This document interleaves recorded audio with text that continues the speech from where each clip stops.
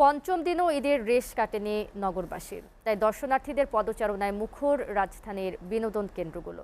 গেল কয়েকদিন ফাঁকা থাকলেও ঈদে বাড়িতে যাওয়া মানুষ ঢাকায় ফেরায় বিনোদন কেন্দ্রগুলোতে বাড়ছে দর্শনার্থীদের ভিড়। সোহান খানের প্রতিবেদন।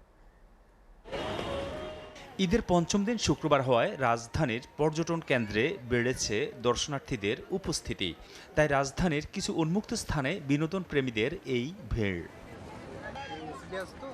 নগরীর Ramna park, Rabindra Sarobar, botanical garden, চিড়িয়াখানা, শিশু পার্ক ও বঙ্গবন্ধু সামরিক জাদুঘর, চন্দ্রিমা উদ্যান ও হাতিরঝিলে রয়েছে দর্শনার্থীদের উপচে পড়া ভিড়।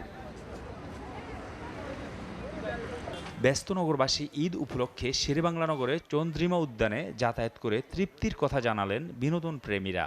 ঢাকায় এসে একটু একা একা লাগছে, তাই ভাবলাম একটু ঘুরে আসি। নিট অ্যান্ড ক্লিনের ব্যাপারটা আরেকটু আমাদের সতর্ক হওয়া উচিত, কারণ আমরা সাধারণ জনগণই সবকিছু ময়লা করছি। আবহাওয়া অনেক ভালো, একটু স্বস্তি পাচ্ছি। প্রাকৃতিক সৌন্দর্য আছে। আধুনিক বিশ্বের সাথে তাল মিলিয়ে নির্মাণ করা হাতিরঝিলের উন্মুক্ত স্থানে এসে অনেকেই জানালেন তাদের অনুভূতির কথা। তেমন একটা কোথাও বের হওয়া হয় নাই, তাই এখন একটু ফ্যামিলি নিয়ে টাইম স্পেন্ড করতে আসলাম হাতিরঝিল পার্ক। বিনোদন কেন্দ্রগুলো একটু বাড়ানো দরকার, তাহলে একটু স্বস্তি মতো ঘোরাফেরা করা যায়। ঢাকা শহরে যে কৃত্রিম পরিবেশ, তার মধ্যে একটু স্বস্তির নিঃশ্বাস ফেলানোর জায়গা। কালকের থেকেও আজকে মানুষের ভিড়টা একটু বেশি দেখতে পাচ্ছি। আশেপাশের সৌন্দর্যের কারণে মানুষজন এখানে এসে একটু সময় কাটাতে চায়।